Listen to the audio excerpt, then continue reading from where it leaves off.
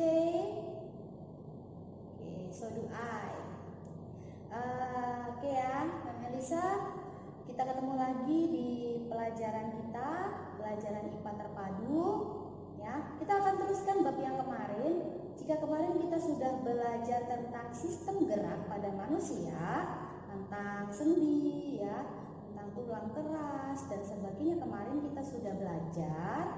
Nah, sekarang kita akan masuk lagi ke fungsi tulang pada manusia, ya. Oke, kita akan masuk di subbab yang selanjutnya tentang fungsi tulang atau rangka pada manusia. Nah, sebelum kita masuk ke pelajaran, anak-anak siapkan buku IPA-nya, anak-anak siapkan buku catatannya, karena nanti ada beberapa hal yang Ma'am Elisa minta anak-anak tulis di buku catatan, ya. Hanya sedikit sih, nggak banyak. Ketika semua sudah disiapkan buku IPA dan buku catatannya, oke, sudah disiapkan semua? Kalau sudah disiapkan, anak-anak dapat buka buku IPA-nya di halaman 17. Kita akan belajar tentang tadi fungsi rangka pada manusia. Sudah? Apakah sudah dibuka? Oke. Nah, kita akan belajar tentang fungsi rangka pada manusia. Oke. Tahukah anak-anak jika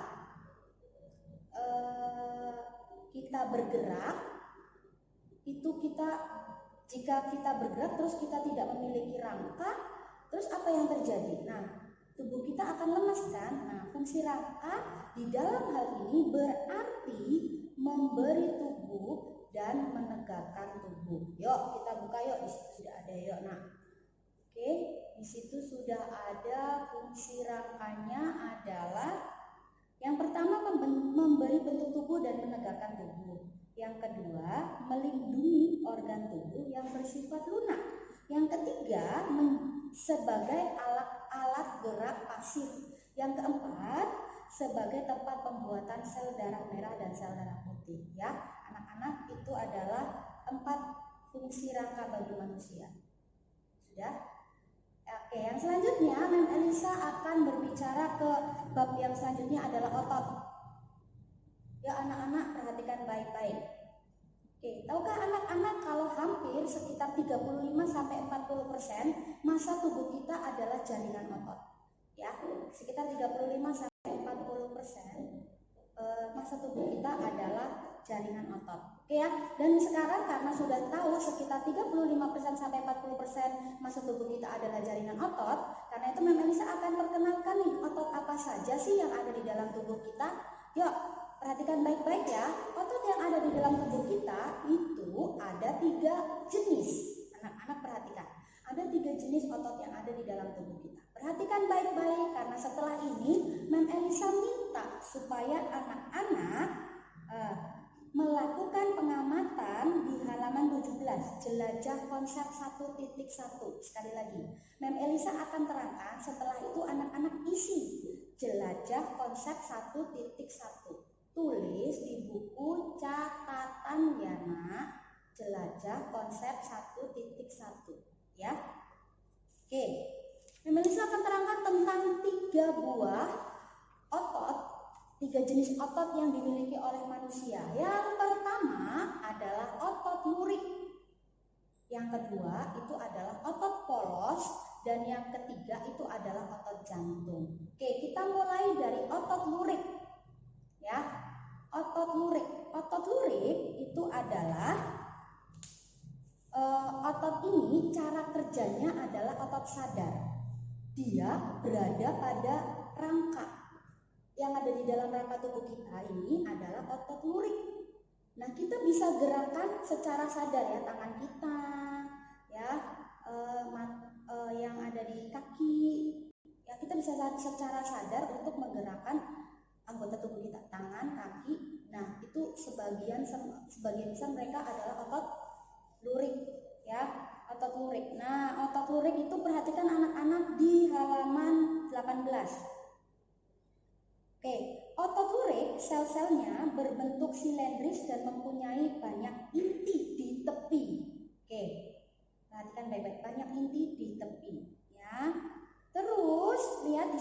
pada otot rangka atau otot lurik memiliki kedua ujung yang liat yang disebut tendon. Jadi di anak-anak bisa berikan stabilo berwarna untuk kata-kata yang penting ya.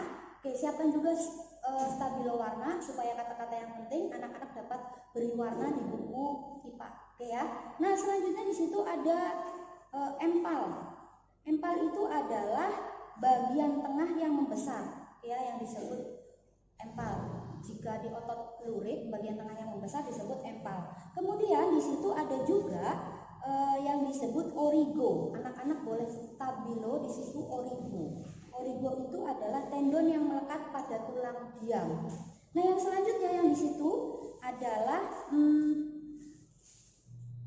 insersio. Anak-anak boleh kasih warna di situ ada insersio. Insersio adalah tendon yang melekat pada tulang yang dapat bergerak. Oke ya, itu adalah ciri-ciri tentang otot polos. Oke, otot lurik. Oke ya.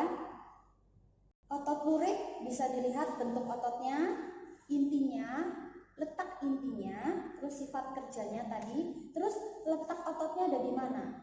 Ya, terus yang selanjutnya, untuk otot yang selanjutnya itu adalah otot polos. Nah, otot polos ini biasanya berada pada sistem pencernaan kita. Ya. Terus otot polos ini bekerja secara tidak sadar. Coba anak-anak bayangkan jika lambung kita itu bergerak secara sadar. Wah, itu repot sekali ya, Nak. Kalau bergerak secara sadar, nggak bisa dicerna nanti. Nah, beruntung sekali karena Tuhan sudah men-setting tubuh kita supaya otot yang ada di lambung kita itu bergerak secara tidak sadar. Jadi otomatis saat makanan masuk dalam kerongkongan, turun ke bawah sampai ke lambung, otomatis lambung akan mencerna. Tidak perlu disuruh ya, tidak perlu disuruh lambungnya. Oke, nah yang selanjutnya otot polos ini intinya cuma satu, terus berbentuk gelendong. Gelendong itu agak di tengahnya itu agak apa ya? Berbentuknya, nah tapi pinggirnya lancip. Oke, nanti Mem Elisa berikan contoh di atas ya, di samping nanti Mem Elisa kasih contohnya, contoh gambarnya ya. Terus yang selanjutnya di situ, walaupun dia bekerja secara tidak sadar, tapi dia kerjanya lambat. Berbeda dengan otot lurik. Otot lurik itu kerjanya cepat, tetapi sadar. Nah, oke ya. Tadi itu adalah otot polos. Otot polos itu ada di organ pencernaan. Tadi yang seperti Mem Elisa bilang, kelamin, ekskresi, pembuluh darah, ya. Oke, jadi mereka semua ya kalau pembuluh darah bekerjanya sadar agak repot ya, Nak. Tapi beruntung Tuhan kasih itu nggak sadar semua gitu. Nah, yang terakhir yang paling penting, otot yang paling penting pada manusia adalah otot jantung. Nah, si otot jantung ini adalah ya berinti banyak di tengah, terletak di jantung, namanya itu otot jantung, berarti terletak di jantung ya. Berbentuknya serabut lurik bercabang, dia berbentuk serabut lurik seperti otot lurik tapi dia serabut ya, bercabang-cabang.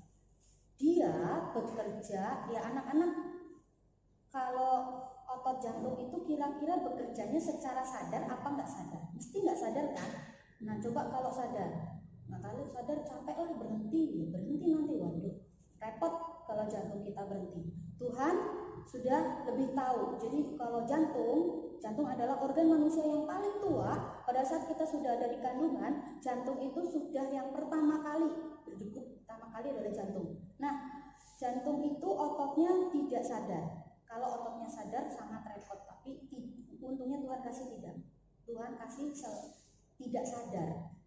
Jadi walaupun kita tidur, jantung tetap berdegup. Walaupun kita berlari, duduk, makan, apapun yang aktivitas kita lakukan, dia tetap bekerja, gitu ya. Dia nggak capek, ya. Nah, terus si otot jantung ini tadi sudah dikatakan sekali lagi, dia seperti otot lurik tapi bercabang, tapi memiliki inti banyak di tengah. Oke ya. Nah, anak-anak Mem Elisa sudah terangkan tentang 3 jenis otot. Nah, sekarang anak-anak boleh buka lagi di halaman 17. Nah, di situ ada jelajah konsep 1.1 ya, jelajah konsep 1.1. Di situ ada tulisannya mengamati otot. Tadi Mem Elisa sudah terangkan sedikit banyak. Anak-anak juga dapat baca di halaman 18. Mem Elisa minta tolong anak-anak pindahkan kotak-kotak tabelnya di buku catatan. Ya, sekali lagi pindahkan di buku catatan, kemudian anak-anak isi. Oke, jika nanti anak-anak ada merasa kesulitan, anak-anak bisa langsung hubungi Mem Elisa, ya. Tapi Mem Elisa yakin setelah anak-anak mendengarkan tadi penjelasan dari Mem dan membaca buku, semuanya sudah hebat, jadi pasti bisa kerjakan, oke ya. Oke, itu tentang tadi jenis-jenis otot. Nah, sekarang kita akan masuk lagi ke sifat kerja otot, ya. Mem Elisa akan kasih contoh sifat kerja otot itu adalah otot antagonis. Otot antagonis, anak-anak bisa lihat di halaman 19, kita akan lihat otot ini. Nah, waduh, enggak enak ya, kayak Adera ya jadi. Nah, lihat, ini ada otot, ini ya, otot kita. Nah, ini otot kita, satunya otot bisep, satunya otot tricep. Nah, satunya kalau diluruskan, satunya kontraksi, satunya relaksasi. Oke ya, ini dia. Ini namanya otot yang antagonis, fleksi dan ekstensi. Ada anak-anak bisa baca di situ di halaman 19 tentang cara kerja otot. Ya, anak-anak juga boleh berikan warna. Oke, karena di situ ada ya anak-anak ini juga cara kerja otot, membalikkan telapak tangan juga ada. Oke ya. Nah, yang selanjutnya yang Mem Elisa mau sampaikan juga itu adalah fungsi otot bagi manusia. Anak-anak juga boleh buka halaman 20. Di situ ada 4. Sebagai alat gerak aktif, sebagai penyusun organ-organ tubuh, menstabilkan sendi dan menghasilkan panas. Itu adalah fungsi dari otot. Ya. Terus yang selanjutnya gangguan dan kelainan rangka dan otot. Oke, ada 3, gangguan kelainan tulang, gangguan kelainan sendi, dan gangguan kelainan otot. Oke, mesti sedikit banyak anak-anak sudah tahu. Tetapi Mem Elisa ulang jelaskan lagi ya. Oke, anak-anak bisa baca ini di halaman 20 sampai 21 ya. Oke, silakan dibuka dulu anak-anak bukunya. Oke ya. Untuk tugas yang tadi, Mem Elisa akan tetap tunggu ya. Anak-anak juga dapat mengerjakan kok. Mem Elisa tunggu anak-anak tulis di catatan. Tapi kalau kesulitan, anak-anak boleh hubungi Mem Elisa ya. Oke, nanti Mem Elisa akan beritahu. Nah, yang selanjutnya kita masuk lagi ya nak, tadi ke kelainan tulang. Anak-anak masih ingat pasti, ini pernah ada di pelajaran SD, yaitu skoliosis, lordosis, kifosis, osteoporosis. Waduh, apalagi osteoporosis. Ini sering keluar sekali di iklan, ya pasti. Nah, yuk kita mulai dari kelainan tulang, skoliosis. Kondisi tulang belakang membengkok ke kiri atau ke kanan. Mem Elisa kasih gambarnya di atas ya. Oke, yang selanjutnya lordosis. Lordosis, kondisi tulang membengkok ke depan. Kalau kifosis, kondisi tulang membengkok ke belakang. Ya, oke. Mem Elisa kasih contohnya di samping. Oke ya. Nah, kasih contoh gambarnya.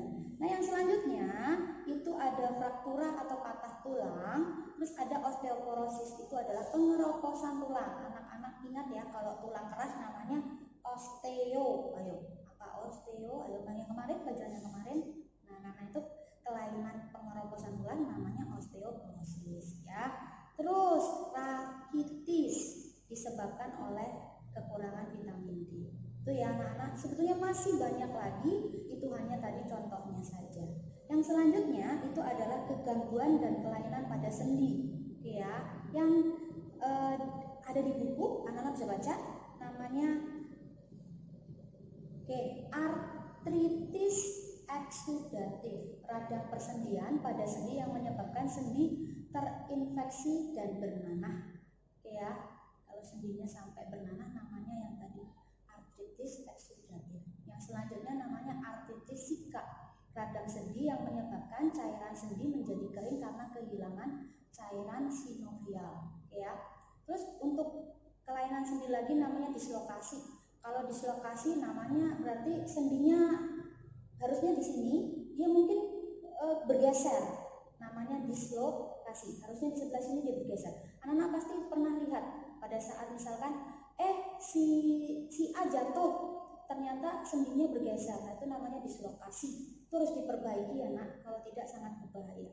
Yang selanjutnya adalah terkilir, ya, ada lagi terkilir. Terus ada lagi ankilosis. Ankilosis itu persendian seolah-olah menyatu sehingga tidak dapat digerakkan, berarti dia kaku gitu ya. Nah, yang selanjutnya adalah gangguan dan kelainan otot. Oke ya, gangguan dan kelainan otot itu ada salah satunya antropi, kondisi otot mereduksi.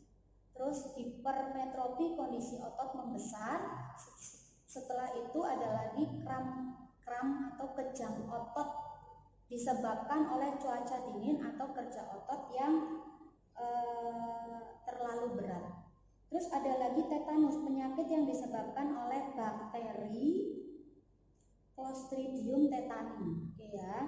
Terus penyakit ini menyebabkan otot terus-menerus berkontraksi. Terus ada lagi yang terakhir, miastenia gravis, keadaan otot yang melemah secara bertahap sehingga menyebabkan kelumpuhan bahkan kematian. Nah, anak-anak, yang terakhir subbab kita adalah upaya menjaga kesehatan sistem gerak manusia, ya. Anak-anak juga dapat baca di halaman 22. Apa sih yang harus dilakukan supaya sistem gerak kita, rangka kita, otot kita, sendi kita tetap sehat? Yang pertama, mengkonsumsi makanan yang bergizi, terutama protein, vitamin D, kalsium, dan air.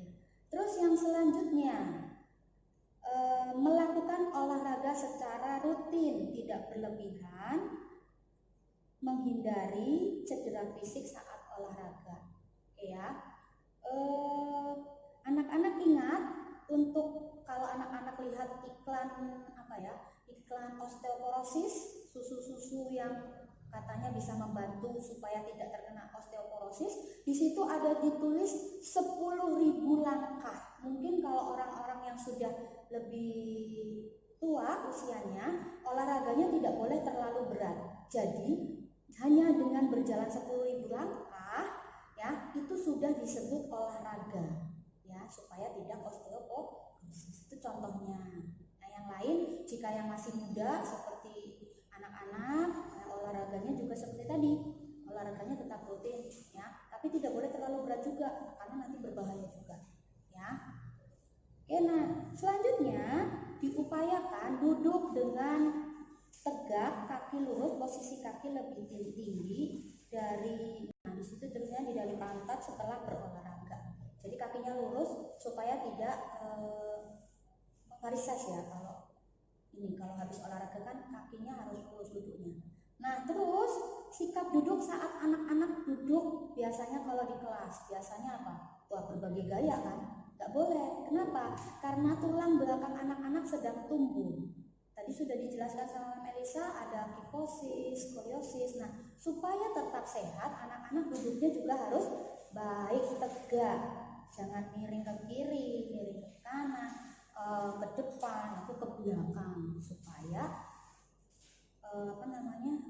tulang belakang anak-anak tumbuh dengan baik, ya.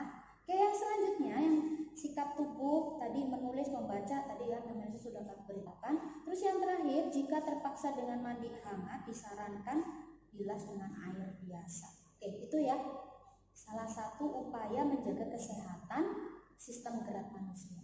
Oke, mata pelajaran kita sudah selesai untuk sistem gerak manusia. Tetapi tadi hari ini Mem Elisa minta tolong supaya anak-anak memindahkan tabel di halaman, halaman berapa tadi anak-anak? 17 ke buku catatan, ya. Jangan lupa ditulis tanggal. Oke, ditulis tanggal hari Senin, hari ini, ya. Setelah itu Mem Elisa akan ada latihan di Google Classroom. Nah, oke, latihan di Google Classroom ini sebetulnya ada di buku cetakmu, tapi Mem Elisa mudahkan, Mem Elisa pindahkan ke Google Classroom, ya, supaya anak-anak tinggal isi.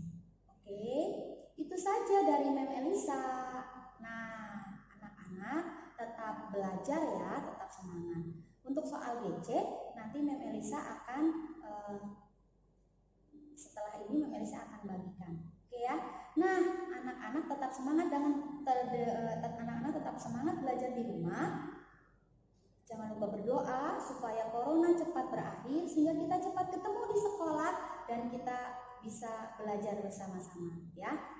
Oke, salam dari Mem Elisa, salam dari Mem Elisa di sekolah sini. Mem Elisa senang anak-anak dapat belajar dengan antusias. Oke ya, itu saja dari Mem Elisa. Oke, selamat pagi anak-anak. Tuhan Yesus memberkati. See you at Wednesday, teman-teman. Oke, Wednesday, hari Rabu kita akan ketemu. Kita akan ketemu hari Rabu ya anak-anak. See ya.